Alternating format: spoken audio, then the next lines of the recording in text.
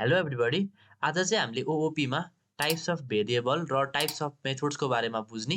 त्योभन्दा अगाडि हजुरले हिजोको भिडियो हेर्नुभएको छैन भने जसमा चाहिँ मैले ओओपीको बेसिक कन्सेप्टहरू बुझाएको थिएँ, यो हेर्नुभएको छैन भने चाहिँ प्लेलिस्ट हाम्रो यहाँ प्लेलिस्ट छ च्यानलमा 60 डेज अफ पाइथन भन्ने, त्यो सुरुदेखि एक्सेस गर्नु होला है। यहाँ मैले बेसिकदेखि नै गिटदेखि नै मैले अब अहिलेसम्मको सबै कुरा पढाएको छु। मैले हिजो चाहिँ कन्स्ट्रक्टर भनेर पढाएको थिएँ, त्यो चाहिँ बुझ्नु होला है त। अब आज चाहिँ हामीले भेरिएबल्सको बारेमा पढ्ने अनि त्यसपछि मेथड्सको बारेमा पढ्ने है त। सुरुमा हामीले बेसिक कुरा बुझौँ है त। भेरिएबल हामीले पहिल्यै पढिसकेको थियौँ। भेरिएबल भनेको केही कुरालाई स्टोर गर्ने, जस्तो यस्तो भनेको यो भनेको एउटा इन्टिजर भेरिएबल हो। यसरी नै अब ओओपीमा चाहिँ दुई टाइपको भेरिएबल्सहरू हुन्छ। एउटा चाहिँ स्ट्याटिक भेरिएबल भन्छ, अर्को चाहिँ इन्स्टेन्स भेरिएबल भन्छ। स्ट्याटिक भेरिएबललाई चाहिँ क्लास भेरिएबल पनि भन्छ है। अब त्यो भनेको चाहिँ कस्तो हो त भन्ने कुरा बुझौँ है त। जस्तो मेरो एउटा क्लास छ अरे, फर इक्जाम्पल कार भन्ने नै क्लास छ। मैले हिजो पनि कार भन्ने बनाएको थिएँ। जस्तै कार भन्ने क्लास छ र मैले यहाँ चाहिँ हामीले इनिट फङ्सन बनाइदिउँ। यो भनेको चाहिँ हाम्रो यो भनेको कन्स्ट्रक्टर भयो। अब यसमा चाहिँ मैले मानौँ यो रिटर्न टाइपलाई मैले हटाइदिएँ।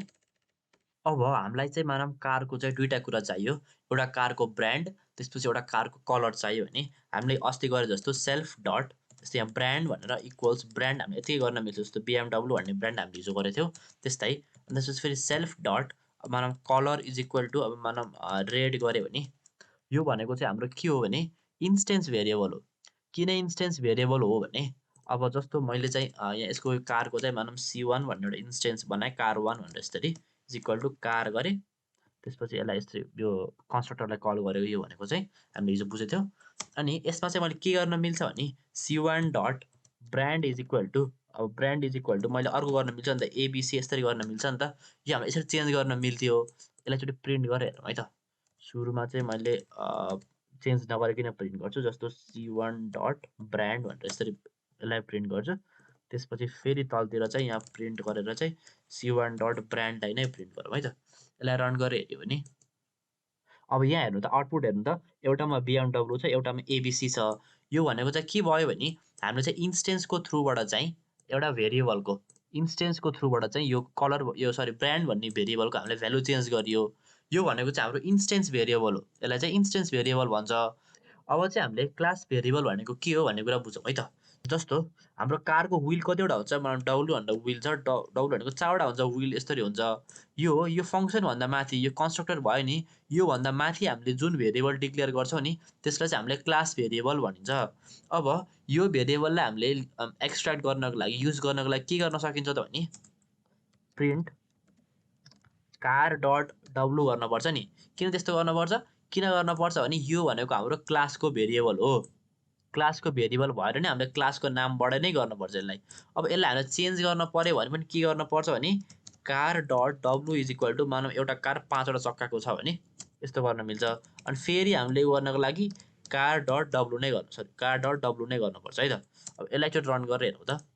अब यहाँ माथि हेरौँ त, हामीले सुरुमा के गरेको थियौँ, सुरुमा भ्यालु चेन्ज नगरिकन कार डट W भनेर, कार डट W भनेको 4 थियो, यहाँ यसरी 4 भनेर यहाँ 4 नै आयो। त्यस्तरी हामीले यहाँ चेन्ज गऱ्यो, हामीले car dot W is equal to 5 गऱ्यौँ नि। यो भनेको के गर्यौँ भने यो भनेको यो पुरै क्लासमा नै चेन्ज गरिदिन्छ है यसले चाहिँ। यो पुरै क्लासभरि नै यसले अब W को भ्यालु 5 बनाइदिन्छ। यस्तो हुन्छ। अब यसमा चाहिँ के हुन्थ्यो, यसमा चाहिँ के हुन्थ्यो नि, यो हाम्रो अब्जेक्ट छ नि एउटा C1 भन्ने अब्जेक्ट छ नि, यसमा मात्रै चेन्ज हुन्थ्यो। यो गर्दाखेरि हामीले यहाँ चेन्ज गऱ्यौँ नि। अब जस्तो हाम्रो C2 भन्ने चाहिँ यहाँ एउटा अर्को इन्स्टेन्स छ। जस्तो C2 भनेको कार भन्ने एउटा इन्स्टेन्स भयो। अब यसलाई हामीले प्रिन्ट गऱ्यौँ भने प्रिन्ट C2 डट हाम्रो के थियो, ब्रान्ड थियो। ब्रान्ड थियो है। ब्रान्डलाई यसरी प्रिन्ट गऱ्यो भने भ्यालु चेन्ज हुँदैन। हेर्नु त, यहाँ BMW नै छ नि, हामीले C1 मा मात्रै चेन्ज गर्यौँ। तर यो छ नि W भन्ने छ नि, W त पुरै क्लासमा नै चेन्ज भइसक्यो कि। अब हामीले यहाँ तल प्रिन्ट गरे पनि त्यही आउँछ। मानौँ यसलाई मैले प्रिन्ट गरेँ, हामीले कारको चाहिँ डट W लाई प्रिन्ट गर्न पर्यो भने चाहिँ के हुन्छ भने सबै चेन्ज भएर आउँछ। हेर्नु है, 5 नै भयो नि यहाँ। खासमा त हामीले 4 गरेको थियौँ, यहाँ 4 गरेको थियौँ। अनि यहाँ चेन्ज गरेपछि चाहिँ यसले ओभरअल पुरै अब्जेक्टमा नै पुरै चेन्ज गरिदियो। त्यही भएर चाहिँ यसलाई क्लास भेरिएबल भनिन्छ है त। अब ओओपीमा भेरिएबलको कन्सेप्ट यति नै हो। यसपछि चाहिँ हामीले अब टाइप्स अफ मेथड पढ्ने है त। अब चाहिँ हामीले टाइप्स अफ मेथड हेरौँ है त। टाइप्स अफ मेथड चाहिँ हाम्रो 3टा हुन्छ। एउटा हुन्छ क्लास मेथड हुन्छ, अर्को हुन्छ इन्स्टेन्स मेथड हुन्छ, अर्को र स्ट्याटिक मेथड हुन्छ। अघि हामीले भेरिएबलमा हेरेको थियौँ नि, भेरिएबलमा दुईवटा मात्रै थियो, क्लास र इन्स्टेन्स भन्ने। अनि भेरिएबलमा चाहिँ क्लास र स्ट्याटिक भनेको एउटै थियो, तर मेथडमा चाहिँ फरक हुन्छ है त। अब मैले एउटा क्लास बनाएँ, एउटा क्लास चाहिँ मानौँ स्कुलको क्लास बनाएँ मैले, एउटा स्कुल एउटा मैले क्लास भेरिएबल पनि बनाएँ, स्कुलको नाम एबिसी भन्ने नाम छ स्कुलको। अब यसमा चाहिँ हामीले एउटा कन्स्ट्रक्टर बनाऊँ। कन्स्ट्रक्टर बनाउनको लागि इनिट गरिदिने, अनि यसलाई पास चाहिँ नगरौँ है, यसलाई चाहिँ हामीले के भेरिएबल दिन्छ। अब हामीले के गर्ने भने यो स्कुलमा भएको 3टा स्टुडेन्टको चाहिँ हामीलाई एभरेज मार्क्स चाहियो अरे। जस्तो मैले M1 भनेको स्टुडेन्ट 1 को मार्क्स, M2 भनेको स्टुडेन्ट 2 को मार्क्स र M3 भनेको स्टुडेन्ट 3 को मार्क्स भयो है त। अब यसलाई मैले इनिसियलाइज गर्न के गर्नु पर्यो, self dot M1 equals M1 गर्नु पर्यो नि। अनि त्यसरी नै अब अर्कोलाई गर्नको लागि self dot M2 equals M2 गर्नु पर्यो।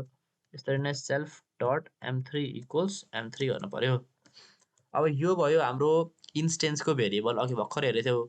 यो भयो हाम्रो क्लासको भेरिएबल, क्लास अथवा स्ट्याटिक भेरिएबल, अघि हामीले हेरेको थियौँ।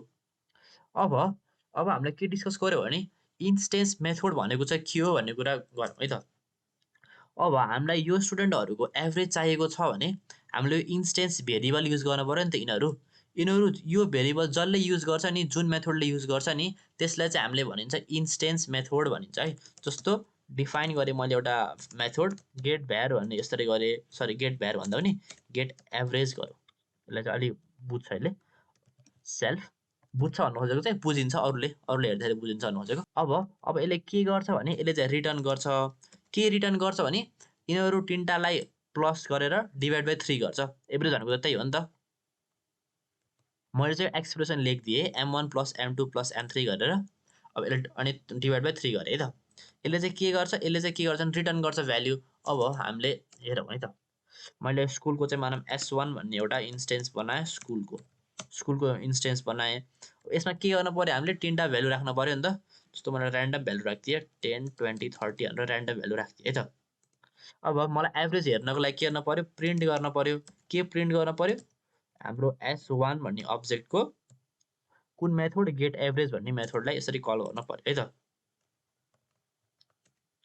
अब यसलाई रन गरेर हेरौँ त।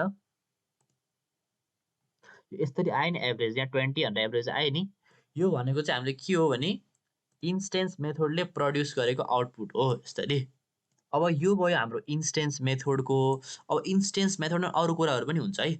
जस्तो हामीलाई यो M1 को भ्यालु चेन्ज गर्न मन लाग्यो भने हामीले के गर्थ्यौँ, हामीले instance dot M1 is equal to 20, यसरी मानौँ 20 बनाउन मन लाग्यो 10 लाई होइन, यसरी यो 10 लाई 20 बनाउन मन लाग्यो यस्तो गर्थ्यौँ हामीले। तर खासमा चाहिँ हामीले यस्तो गर्न चाहिँ हुँदैन है, किनभने हामीले जे गरे पनि हामीले क्लासभित्र चाहिँ मेथडबाटै गर्नुपर्छ भन्ने हुन्छ। अब यसमा चाहिँ एउटा एक्सेसर र म्युटेटर भन्ने कुराहरू हुन्छ कि। एक्सेसर भनेको के हो भने जसले भ्यालु ग्र्याब गर्छ, जसले भ्यालु फेच गर्छ भने एक्सेसर हो त्यसलाई। अनि म्युटेटर भनेको चाहिँ जसले भ्यालु चेन्ज गर्छ, मोडिफाई गर्ने कुरालाई हामीले म्युटेटर भनिन्छ। यसलाई हामीले सजिलो भाषामा चाहिँ के भनिन्छ भने सेटर र गेटर मेथड भन्ने हुन्छ नि, त्यो चाहिँ यस्तै हो। जस्तो सुरुमा गेटर बनाउँछु, गेट M1 भन्ने मेथडले के गर्छ, गेट M1 भन्ने मेथडले एउटा सेल्फ लिन्छ, अनि यसले चाहिँ के गर्छ भने यसले चाहिँ रिटर्न गर्छ। यसले चाहिँ के रिटर्न गर्छ भने सेल्फ डट M1 लाई रिटर्न गर्छ। अब यो भनेको के भयो, M1 भन्ने भेरिएबलको यो भनेको गेटर मेथड भयो। हामीलाई अब M1 को भ्यालु चाहियो भने के गर्न मिल्यो त, हामीले के गर्न मिल्यो भने प्रिन्ट गर्न मिल्यो S1 को गेट M1 भन्ने मेथड यतिकै कल गरिदियो भने चाहिँ के भयो, यो हेर्नु त के भयो भने आयो नि 10 भनेर। यो भनेको हाम्रो केले भयो, एक्सेसर अथवा गेटर मेथड यो भयो। अब त्यस्तै हजुरलाई मानौँ M1 को भ्यालु चेन्ज गर्न मन लाग्यो भने के गर्न मिल्यो, डेफ।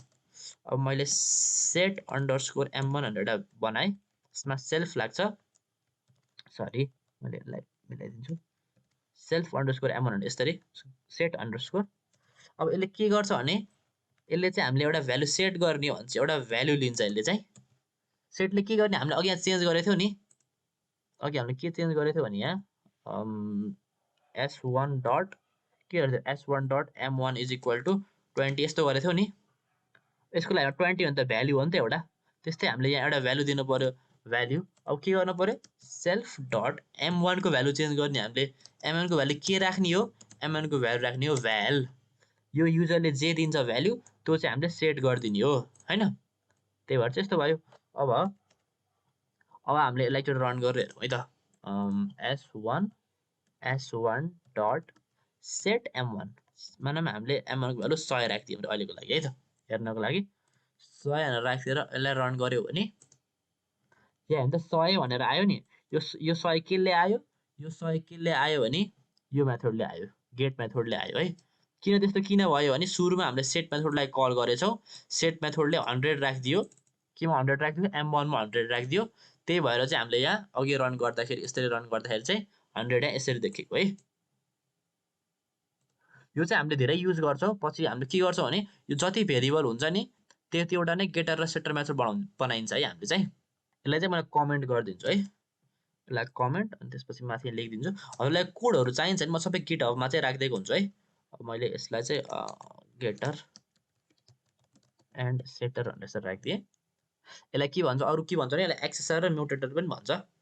अब मैले योलाई पनि कमेन्ट गरिदिएँ यसरी कमेन्ट गरिदिएँ अनि यसलाई पनि कमेन्ट गरिदिएँ है त। यो भयो। अब हामीले अहिलेसम्म के बुझ्यौँ हामीले के बुझ्यौँ भने इन्स्टेन्स भन्ने इन्स्टेन्स भेरिएबललाई एक्सेस गर्ने मेथडहरू जुन हुन्छ नि इन्स्टेन्स मेथडहरू हुन्छ नि त्यसलाई चाहिँ हामीले युज गर्न बुझ्यौँ। अब चाहिँ हामीले यो क्लास भेरिएबललाई युज गर्नको लागि बुझौँ है त। क्लास भेरिएबललाई युज गर्ने मेथडलाई चाहिँ हामीले के भनिन्छ क्लास मेथड भनिन्छ। यसको लागि चाहिँ हामीले के गर्ने डिफाइन गरौँ गेट नेम भनेर यस्तो गरौँ गेट नेम भनेर यस्तो गरौँ। अब यसमा चाहिँ हामीले के गर्नुपर्छ भने सिएलएस भनेर हाल्नुपर्छ है। सिएलएस नै हाल्नुपर्छ अरू हालेर हुँदैन। सिएलएस भनेको के हो भने क्लासलाई लिन्छ यसले क्लासलाई लिन्छ अनि यसले मानौँ प्रिन्ट नै गरिदिन्छ प्रिन्ट भन्दा रिटर्न गरिदिन्छ। रिटर्न के रिटर्न गरिदिन्छ भने सिएलएस डट नेम यो सिएलएस को नाम यो रिटर्न गरिदिन्छ यसले। अब हामीले यसलाई कल गर्ने कसरी कल गर्ने भने लास्टमा गरिदिन्छु मैले चाहिँ हाम्रो स्टुडेन्ट भन्ने यसमा चाहिँ इन्स्टेन्स लाग्दैन है। यो एस1ले चाहिँ गर्न मिल्दैन किनभने यो क्लास मेथड हो त्यो एउटा क्लासले नै कल गर्नुपर्छ। हाम्रो स्कुल भन्ने स्कुल भन्ने क्लासको डट हाम्रो उसको नाम के छ फङ्सनको नाम के छ गेट नेम भन्ने मेथड छ नि गेट नेम। यसलाई हामीले यतिकै कल गरेर हेरौँ त एउटा एरर दिन्छ यसले। के एरर दिन्छ यसले चाहिँ के भनेछ भने एउटा आर्गुमेन्ट चाहिएको थियो तर एउटा पनि आर्गुमेन्ट दिएन भनेछ हामीले। तर यहाँ त केही पनि हालेको छैनौँ यतिकै काम गरिरहेको थियो। किन यस्तो भयो त भने किन भयो भने यो भनेको एउटा क्लास मेथड हो त्यही भएर यसलाई चाहिँ एउटा डेकोरेटर हाल्नुपर्छ है। डेकोरेटर भनेको के हो भन्ने कुरा चाहिँ हामीले एकछिनमा बुझ्छौँ। डेकोरेटर हाल्नको लागि के गर्नुपर्छ एट द रेट त्यसपछि क्लास मेथड यसरी गर्नुभयो नि यो भनेको डेकोरेटर हो। डेकोरेटर हामीले अलि अब आउने दिनमा पढ्छौँ है पछि। अहिले के बुझ्ने भने हजुरले यो हाम्रो क्लास भेरिएबललाई एक्सेस गर्ने मेथड जुन हुन्छ नि त्यसलाई बनाउनको लागि चाहिँ माथि यहाँ हामीले एउटा डेकोरेटर हाल्नुपर्छ। अब रन गरेर हेरौँ त यस्तै रन गरेर हेऱ्यो भने आयो नि यहाँ ओ सरी रन त भयो तर मैले प्रिन्ट चाहिँ गरिनँ होला है। मैले प्रिन्ट गरिनँ यसलाई प्रिन्ट गरौँ है यसरी प्रिन्ट गऱ्यो भने अब यसलाई प्रिन्ट गरेर हेरौँ त हाम्रो स्कुलको नाम आउँछ आयो नि एबिसी भन्ने हाम्रो स्कुलको नाम पनि एबिसी नै थियो। यहाँ माथि एबिसी छ नि त्यसरी नै हामीले यसरी चाहिँ हामीले के गर्न सकिन्छ यसरी चाहिँ हामीले के गर्न सकिन्छ यसरी चाहिँ हामीले एउटा क्लास भेरिएबललाई युज गर्न सकिन्छ क्लास मेथड युज गरेर है त। अब चाहिँ हामीले स्ट्याटिक मेथडको बारेमा बुझौँ है त। स्ट्याटिक मेथड भनेको के हो भने एउटा यस्तो मेथड जुन चाहिँ यो क्लाससँग चाहिँ रिलेटेड छैन। जस्तो हाम्रो स्कुल भन्ने क्लासमा रिलेटेड छैन तर हामीले डिफाइन गर्न पर्यो एउटा मेथड भने चाहिँ हामीले क्लास मेथड गरिन्छ। जस्तो मलाई एउटा लुपमा चाहिँ 10 वटा नम्बर प्रिन्ट गर्न मन लाग्यो भने चाहिँ मैले यो क्लास स्कुल भन्ने क्लासमा राख्न पर्यो भनेर अनि यसलाई मैले डिफाइन मानौँ गेट नम यसरी गेट नम अनि यसलाई रन गरेर मैले फर आई इन रेन्ज 0 देखि 10 त्यसपछि मानौँ मैले प्रिन्ट आई यस्तो गरेर यसले के गर्छ भने 10 वटा नम्बर प्रिन्ट गर्छ। अब यो मेथड त यो क्लाससँग के रिलेटेड छैन नि त 10 वटा नम्बर मात्रै प्रिन्ट गराउँछ यसले। अब यस्तो मेथडलाई चाहिँ हामीले के भनिन्छ यस्तो मेथडलाई चाहिँ हामीले स्ट्याटिक मेथड भनिन्छ। अब यसलाई डिक्लेयर गर्नको लागि पनि यहाँ डेकोरेटर हाल्नुपर्छ at the rate static method यस्तो गर्नुभयो भने एउटा स्ट्याटिक मेथड भन्ने कुरा बुझिन्छ। अब यसलाई रन गर्नको लागि पनि के गर्नु पर्यो, यसलाई रन गर्नको लागि स्टुडेन्ट हाम्रो स्कुल हो क्लासको नाम, स्कुल डट गेट नम भन्ने छ नि, गेट नम यसलाई यतिकै कल गर्नुभयो भने 10 वटा नम्बरहरूले यसरी प्रिन्ट गराउँछ। स्ट्याटिक मेथडको काम त्यही हो है। स्ट्याटिक मेथडको यो क्लास बाहेक अरू केही काम गर्न पर्यो भने चाहिँ हामीले स्ट्याटिक मेथड युज गरिन्छ। यसको युजेस पछि देखिन्छ हामीले केमा हुन्छ भन्ने कुरा। अब आजको लागि चाहिँ यति नै गरौँ। आज हामीले के बुझ्यौँ भने भेरिएबलको टाइप्सहरू बुझ्यौँ। दुईवटा टाइप हुँदो रहेछ, एउटा इन्स्टेन्स हुँदो रहेछ यसरी, एउटा क्लास हुँदो रहेछ। अनि मेथडको टाइप पनि बुझ्यौँ। तिनवटा हुँदो रहेछ मेथड टाइप चाहिँ, एउटा इन्स्टेन्स, एउटा क्लास अनि अर्को चाहिँ स्ट्याटिक हुँदो रहेछ है। त्यसपछि यहाँ डेकोरेटर पनि हुँदो रहेछ। डेकोरेटरहरूको पछि बुझ्छौँ हामीले के हो भन्ने कुरा। त्यसपछि यसले यो युज गरेपछि मात्र क्लास र स्ट्याटिक युज गर्न मिल्दो रहेछ। Thank you for watching. हजुरलाई अझै केही कन्फ्युजन छ भने तल कमेन्ट गर्नु होला। Good by.